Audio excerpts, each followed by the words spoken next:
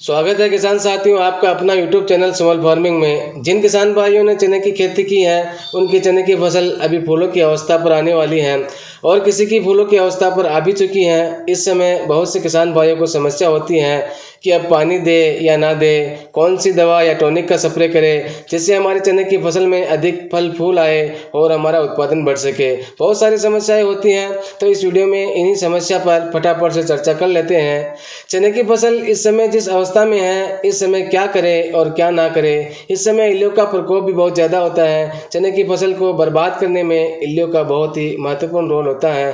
तो इन इल्लियों से भी हम कैसे छुटकारा पाए, कैसे इसका बचाव करें और हमारे चने की फसल कैसे स्वस्थ व पुष्ट रहे, तो आज हम इसी पर चर्चा करेंगे। किसान साथियों, अगर आपको यह वीडियो अच्छी लगे तो इस वीडियो को लाइक जरूर करें, हमारे चैनल को सब्सक्राइब कर लीजिए और घंटी वाले बटन को भी दबा दीजिए जिससे कि और भी नए नए आने वाले वीडियो की नोटिफिकेशन आपको मिलते रहे।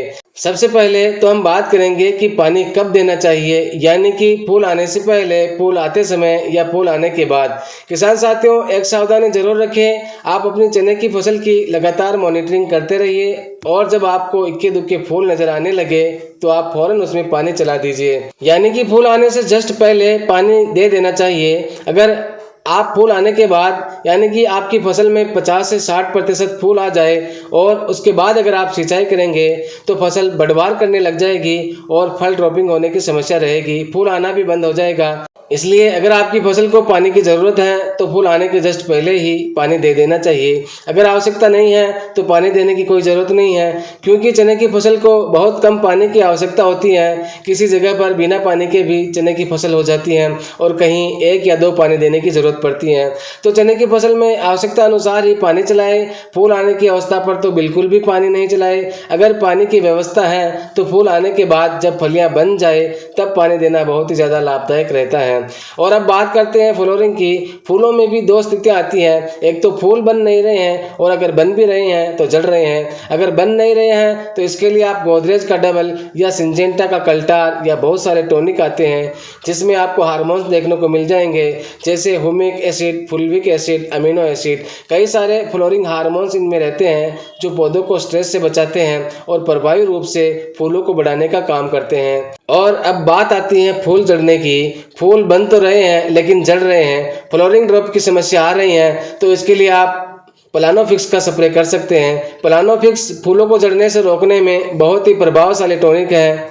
एक बात किसान साथियों जरूर ध्यान रखना है, अगर आप प्लानोफिक्स का स्प्रे करना चाहते हैं तो एक टंकी जो कि 15 से 16 लीटर की आती है उसमें 5 ml से ज़्यादा प्लानोफिक्स ना मिलाए, वरना आपकी फसल में फ़ायदे के बजाय नुकसान हो सकता है। कम से कम 4 ml और ज़्यादा से ज़्यादा 5 ml 15-16 लीटर वाली टंकी में मिलाकर स्प्रे कर दे। किसान साथियों, अब बात करते हैं चने की फसल में इल्लियों की रोकथाम के बारे में। चने की फसल में इल्लियां, जिसे हम चने की सुंडी भी कहते हैं, ये हरे रंग की एक लट होती हैं, हरे रंग की इल्ली होती हैं। यह भी चने की फसल में बहुत ही ज़्यादा नुकसान पहुंचाती हैं। इल्लियों के बचाव के लिए आप इमामेक्टिन बेंजोएट 5% SG 10 ग्राम प्रति टंकी में मिलाकर स्प्रे कर दे। इल्लियों के लिए यह इमामेक्टिन बेंजोएट बहुत ही प्रभावी दवा है, इसका 20 से 25 दिन तक प्रभाव रहता है। इसके अलावा और भी बहुत सारी दवाइयाँ आती हैं, जैसे परफोनोफोस साइफ्रोमेथ्रिन 35 से 40 ml प्रति टंकी में मिलाकर स्प्रे कर सकते हैं।